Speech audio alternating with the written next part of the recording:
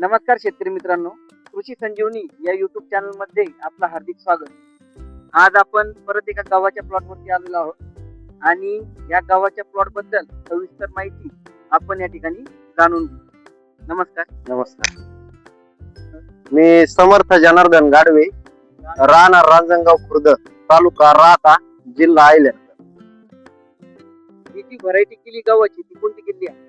ही आपण gold 21 green gold ची gold 21 variety. किती एकरावर केली? ही आपण 7 एकरवरती केली. आता एक अंदाजे सांगता येईल का कधी लागवड केली होती, काय पेरणी कधी केली होती गव्हाची? पेरणी आपण 22 नोव्हेंबर 2025 ला केली. 22 नोव्हेंबर 2025. 25. पेरणी करताना तुम्ही जो खताचा डोस वगैरे काही केला होता? हो केला होता आपण.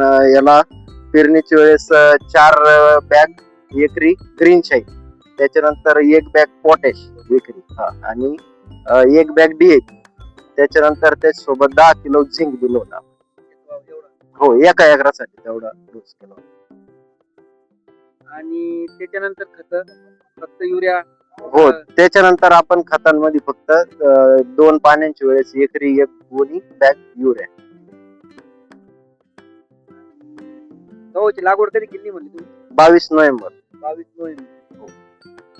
आणि आज तारीख 7 फेब्रुवारी. आज तारीख 7 फेब्रुवारी. तुम्ही बघू शकता गहू एकदम चांगल्या प्रकारे सेट झालेला आहे. ओंबी पण पूर्णपणे फेकलेली आहे. आता दाणे भरायला या ठिकाणी सुरुवात झाली. पुढं पुढं जीव पडलेला आहे दाण्यामध्ये आणि एकदम एकसारखा आणि एकसंग असा प्लॉट हा आहे.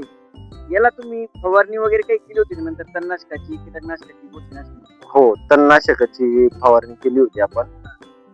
मेटसल्फरॉन मिथिल म्हणून कंटेंट असलेलं तणनाशक आपण वापरलं होतं. त्याच्यानंतर आपण फवारणीमध्ये एक पोषक घेतलं होतं. पोषकची माव्यासाठी हो, माव्यासाठी आणि बुरशीनाशक म्हणून आपण साप आणि कराटे माव्यासाठी वापरलं होतं. आता ही ओंबी फुगवण्यासाठी तुम्ही परत काही एखादा स्प्रे करणार आहे का? हो, आपण ओंबी फुगवण्यासाठी आता एक के पोटॅश म्हणून खत आहे, त्याच्यासोबत एक 55517 म्हणून खत आहे आणि माव्यासाठी आपण साधा रोगरचा स्प्रे घेणार. काय वाटतं तुम्हाला, एक अंदाज का किती ऍव्हरेज बसेल बुवा या गव्हाचं? ह्या गावाचा अंदाज जर सांगायचा झाला ना आता, तर एका एकरामध्ये आपल्याला 22 ते 23 क्विंटल गहू व्हायला पाहिजे.